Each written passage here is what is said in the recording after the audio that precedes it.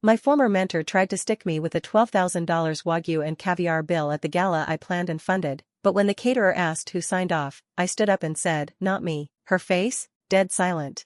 I knew it would be a big night. I planned every inch of it myself, the invitations, the menu, the venue, even the lighting. It was supposed to be a celebration of innovation in the culinary world, a chance for rising chefs and legacy names to finally meet as equals. But the moment I stepped into the grand ballroom of the Fairmount in downtown Chicago, I felt it. That chill in the air. That subtle shift in energy that meant someone had already started playing games. My name is Mia Quinn. I'm 32 years old. I live in Chicago, and I run a pop-up series that's been gaining national attention for reimagining Midwestern cuisine. I wasn't just attending this gala, I funded it, organized it, built the entire guest list from scratch. But somehow, I wasn't sitting at the head chef's table. "Mia, so glad you could make it," came the too-sweet voice of Clarissa Monroe, my former mentor and now, apparently, queen of the petty power moves. She was wrapped in a deep purple velvet gown, her smile too sharp, like a knife someone had forgotten to wash. "You'll find your seat over there," she said, gesturing with her champagne flute toward a small round table in the back of the room. I blinked. "Press table?"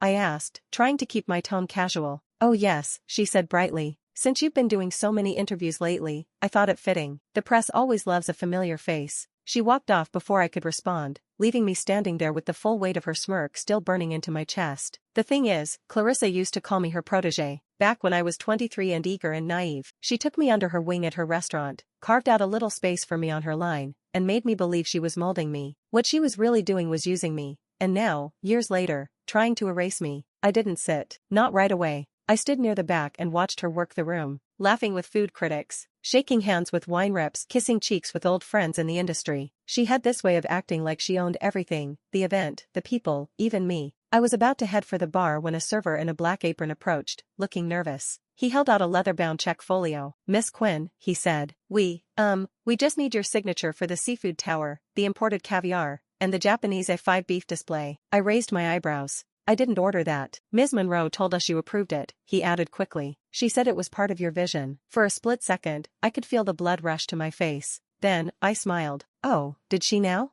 I said, calm and easy. The server hesitated. "Should we cancel?" I looked over at Clarissa, who was sipping champagne and laughing like the whole world was her stage. "No," I said, flipping open the folio. "Go ahead and keep it. It's a party, right?" He nodded and scurried away. I didn't sign anything. Clarissa thought she was clever. She thought she'd stuck me with a massive catering bill and tucked me into the shadows. But what she didn't know was that I'd already seen it coming. And I wasn't here to play nice. I finally took my seat at the so-called press table, but only for a few minutes. Enough to make it clear I wasn't rattled, even though I was. I didn't come all this way to lose my cool. Not with Clarissa watching from across the room like a cat waiting to pounce. After I made a few polite nods and a quick excuse about needing a drink, I slipped out toward the terrace. That's where I found Eliza, leaning on the stone railing, her back to the skyline, sipping a glass of Pinot Noir and scanning the crowd like she was trying to figure out which old chef was secretly racist. She spotted me before I spoke. "There you are," she said, pushing off the railing. "You've been MIA at your own event." "Clarissa happened," I said. Her eyes narrowed immediately. "What did she do now?" "She pulled strings and had me seated with the food bloggers and local write-ups," I said. "Told the organizers it was a better fit." And, I paused, reaching into my clutch to show her the catering folio, still tucked there like a loaded weapon. "She ordered this.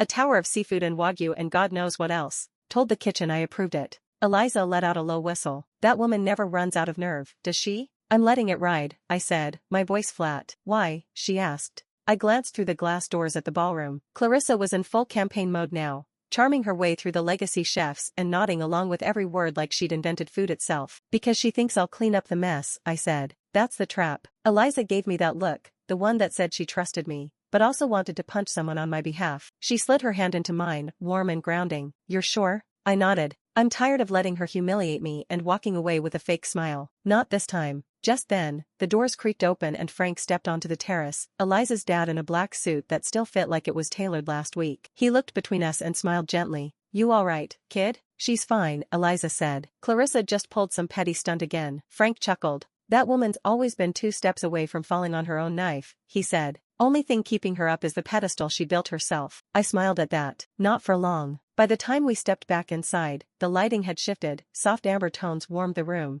drawing all eyes to the stage where a sleek black podium stood under a spotlight. People began drifting toward their seats. Servers cleared plates. The hum of chatter turned into a buzz of anticipation. I stayed close to Eliza and Frank, trailing a few steps behind as we made our way to a side table near the back. I didn't care about the placement anymore. I already knew the spotlight wasn't going to stay where Clarissa thought it would. "Ladies and gentlemen," announced the MC, tapping the mic with 2 fingers. "Tonight, we're honored to welcome one of the culinary world's most iconic figures. A trailblazer, a mentor, and a visionary, Clarissa Monroe." A round of polite applause filled the room. Clarissa made her way to the podium with practiced grace, her satin gown flowing behind her like she'd rehearsed this moment a dozen times. She looked out at the crowd, smiling as if she was about to share a secret that would change everything. "Thank you," she began, placing her hand over her heart. "It means the world to be standing here tonight, surrounded by peers, mentors, and the next generation of chefs who are shaping the future of our industry." She paused dramatically. I sipped my water, already knowing where this was going. "You know," she continued, "years ago, I took a chance on a shy young cook with big ideas and no sense of hierarchy. She was always pushing boundaries, wanting to do things differently. Fermented corn cream, pickled celery ice.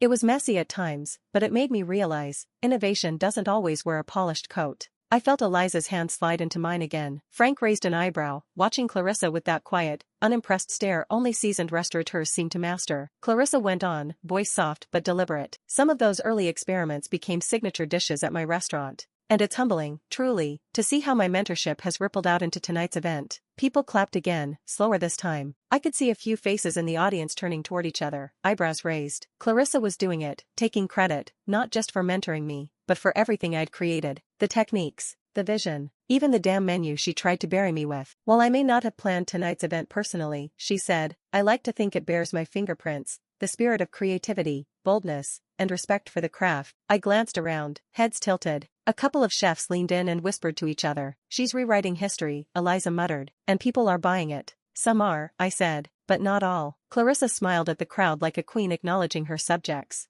"I look forward to seeing where the future of food goes from here." Another round of applause, more polite than passionate. As she stepped down from the podium, our eyes met. Hers sparkled, smug and unbothered. She thought she'd just secured her legacy. I didn't blink. I didn't smile. I just held her gaze. Because the future of food wasn't standing on that stage anymore. It was sitting quietly, waiting. And it was about to speak a different truth. Clarissa barely had time to soak in the last round of applause before the lights shifted again. A server walked briskly across the ballroom floor, speaking quietly to one of the event organizers near the side of the stage. I watched the organizer's face tighten as he nodded, then took the mic before the next speaker could be introduced. "Ladies and gentlemen," the man began, his voice unsure. "Before we move forward with tonight's awards, we have a quick matter to address regarding the event billing." The room stilled. The server returned, this time with a catering manager in a navy suit, holding a thick clipboard and walking with purpose. Clarissa's smile faltered. The catering manager cleared his throat. "Apologies for the interruption," he said, "but there's an urgent matter concerning several of the luxury menu items served tonight, specifically the seafood towers, caviar pairings, and the A5 wagyu display." My chest buzzed with a quiet satisfaction. "These items were placed by Miss Clarissa Monroe," he said, glancing down at the clipboard, "and she informed our staff they were approved by Ms. Mia Quinn." Clarissa stood, palms up. "That's right.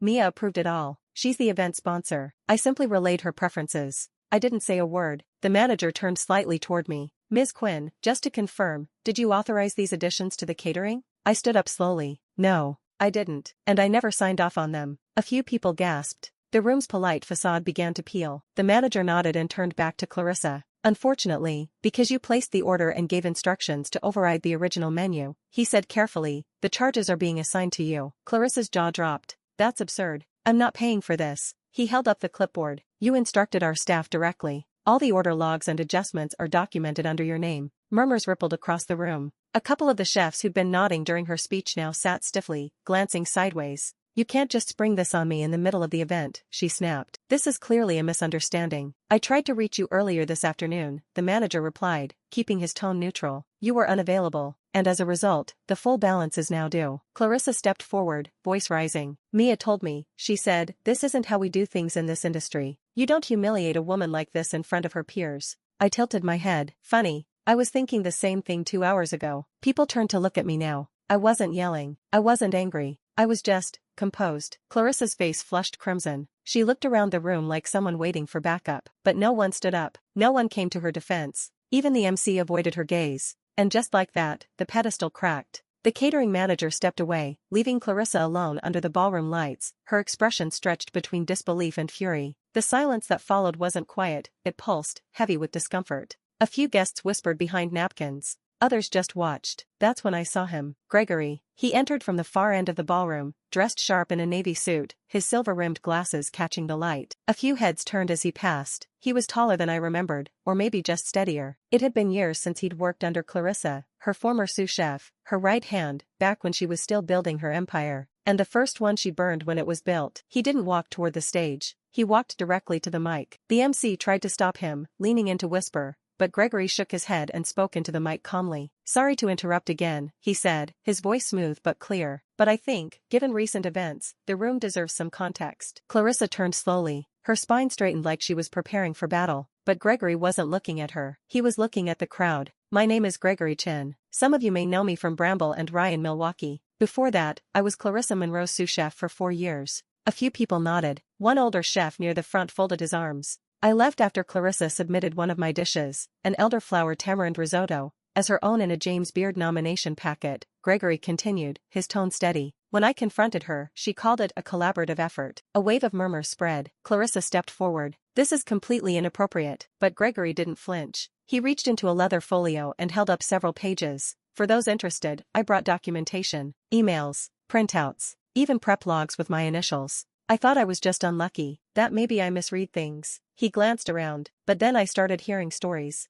About a pastry chef whose recipe ended up in Clarissa's second cookbook without credit. About a line cook whose bone marrow glaze got a shout-out in Bon Appetit, as Clarissa's signature. Over and over again, Clarissa shook her head, trying to laugh. "This is ridiculous. You're dredging up ancient history because I'm finally being recognized?" Gregory turned to her, calm and unfazed. "You mean tonight? At an event you didn't organize, where you claimed someone else's work as your legacy?" Eliza tightened her grip on my hand. Gregory turned back to the room. "This is a pattern. It's not just ego. It's theft. And until now, it's gone unchallenged because we're told to stay quiet, to respect the industry's hierarchy." He looked toward me then, and nodded. "But I think it's time we stopped pretending Clarissa Monroe built this career alone." Clarissa's mouth opened, but nothing came out. And suddenly, people started nodding. A chef 2 tables over said, "I heard the same about her pastry chef." A wine rep near the back said, "That's why she's banned from Trillium." Whispers turned into sentences. Sentences into conviction. Clarissa tried to retake the stage, but this time the MC gently blocked her path. "Let's take a brief break," he said, awkward but firm. As people stood and moved toward the foyer, Clarissa stood frozen in place, eyes darting, jaw tight.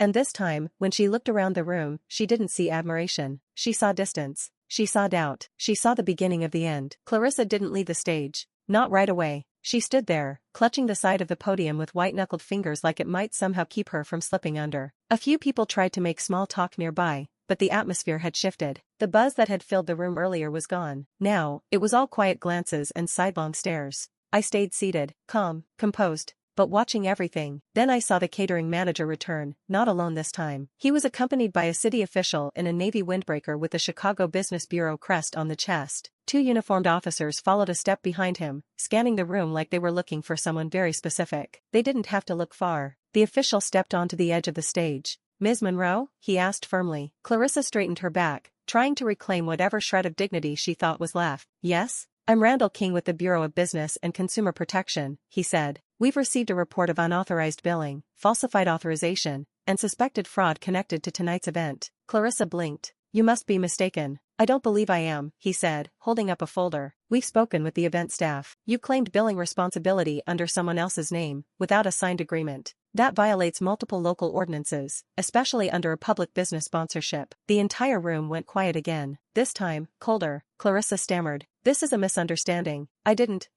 She said. "I didn't say a word, just raised my eyebrows slightly when her gaze flicked to me." She looked back to the official, grasping at control. "Do you know who I am?" "Yes," he said plainly. "That's why we're here." The 2 officers stepped forward, firm but non-confrontational. "We'd like to speak with you outside, ma'am," one said. "You can't be serious," she barked. "I am the face of this industry." The official didn't even flinch. "You're welcome to call your attorney, but unless you have proof of authorization, the charges fall to you." Clarissa looked to the crowd, expecting support, expecting someone, anyone, to speak up, but no one did. Even the ones who had cheered her earlier stayed quiet, suddenly very interested in their drinks. Eliza glanced at me. "Are you okay?" I nodded. "Better than okay." Clarissa stepped down slowly, shaking her head. She paused near my table, almost daring me to say something. I just looked up at her. Quiet, cool. "I didn't deserve this," she hissed under her breath. I tilted my head. "You ordered it." Then the officers led her away, heels clicking across the floor like a drumbeat counting down the end of an era. And when the doors shut behind her, nobody clapped. They say silence can be louder than any scream. That's exactly what followed after Clarissa was led out of the ballroom. Not a single guest said a word. No rushed exits.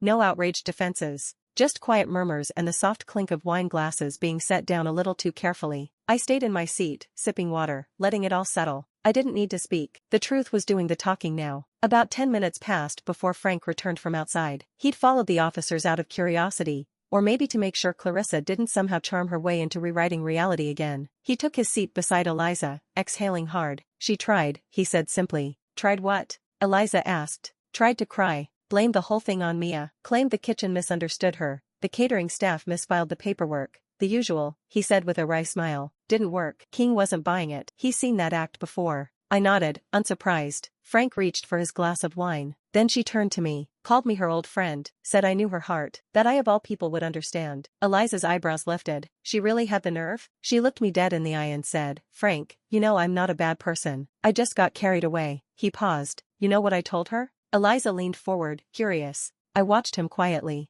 I told her, you didn't get carried away, Clarissa. You've been walking in this direction your whole damn life. Eliza let out a breath that was half laugh, half sob. Good. Just then, the ballroom doors opened again. Clarissa stepped in. Not led, not escorted. Just her. Her hair was frazzled now, her shoes in her hand, her dress clutched at the waist like it was weighing her down. She looked exhausted, cornered. Nothing like the queen who gave that smug speech an hour ago. She scanned the room, and when her eyes landed on our table, she didn't hesitate. Mia, she said softly, her voice barely audible over the rustle of table linens. Can we talk? I didn't move. She turned to Frank instead. Please, you know me. I made a mistake, but this is too far. Frank didn't answer. He just picked up his wine glass and turned his chair slightly away from her. She turned to Eliza next. You're not like her. You're reasonable. You understand how people like us get caught in the pressure. Eliza stood, walked toward her, and looked her dead in the eye. I've watched Mia stay silent for years while you stole from her, smiled at her while cutting her down. You're right, this is pressure. But it's not pressure you're feeling now. It's gravity. Clarissa blinked, stunned. What?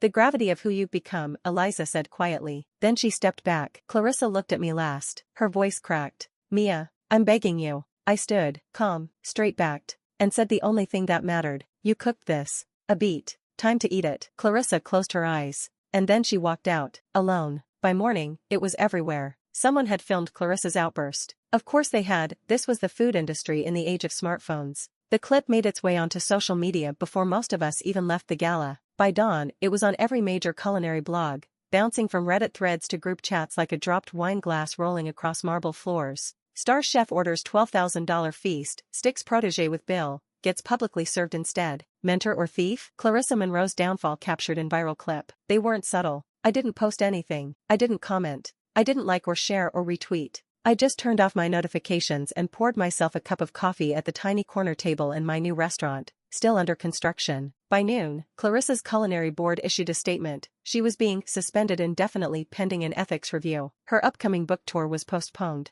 A brand she'd endorsed, a high-end cookware company, pulled her face off their homepage. She was dropped from 2 food festivals within 48 hours. And then came the memes. They took lines from her gala speech and matched them with footage of her yelling at the catering manager. One was just a looping video of her storming off, captioned, "When you realize the protege you dismissed planned the whole menu." I didn't laugh, not because it wasn't satisfying, but because it didn't feel like victory. It felt like the truth finally had volume. At the restaurant, I focused on finishing the build-out. My staff had no idea what had happened. They weren't part of that world. They just knew me as Mia, the chef who paid invoices on time and brought in homemade empanadas on Fridays. That was fine by me. The only nod I gave to the chaos was when a reporter emailed me asking for a comment. I replied with one line. Some dishes take years to prepare. And that was it. No interviews. No podcasts. No exposé. I wasn't interested in revenge tours. I was building something that didn't need Clarissa's shadow anymore. And this time, nobody could move me to the back table. The doorbell chimed just after 9 a.m. I was in the kitchen, prepping for soft launch, not even open yet, but already knee-deep in supplier calls and menu testing. I figured it was a delivery, maybe the produce order I'd been waiting on since yesterday. It wasn't. Clarissa stood in the doorway, hair pulled back in a messy bun, sunglasses sliding down the bridge of her nose, her blazer wrinkled like it had been slept in. She looked tired. No makeup, no audience. For the first time in years, she looked human. "Mia," she said quietly, pulling off the sunglasses. Her voice cracked.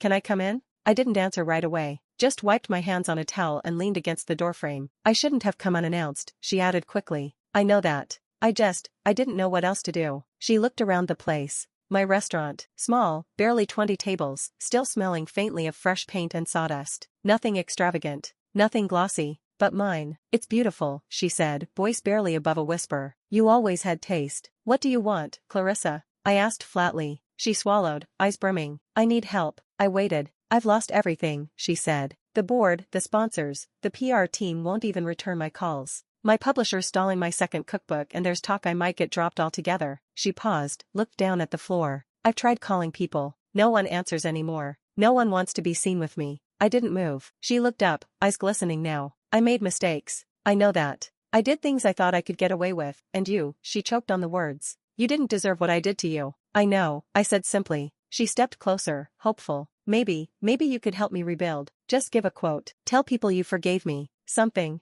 Anything. I tilted my head, looked her in the eye. You never trained me, I said. You tried to erase me. She flinched, then nodded. She didn't say another word. She just turned, stepped outside, and let the door close softly behind her. No scene, no final performance, just silence. And that, more than anything, told me she finally understood. It was a Sunday. The kind of crisp, golden morning that makes even the grimiest parts of the city feel romantic. I was sitting on the patio of my restaurant, sipping coffee and watching Eliza fuss with a new potted herb wall she'd insisted would elevate the vibe. Inside, the brunch rush had just started. The staff moved with a rhythm now, efficient, familiar, a little chaotic, but joyful in a way I never experienced under Clarissa. We weren't fine dining, we were honest, and every seat was full. 1 year. That's how long it had been since the gala. Since Clarissa tried to bury me under the weight of her name and ended up burying herself instead. She's still not listed, Eliza said, glancing down at her phone. I raised an eyebrow. Who? Clarissa. There's this new culinary panel streaming today. All women chefs under 50 redefining American cuisine. 5 speakers. They even brought in Gregory. I smiled faintly. Good.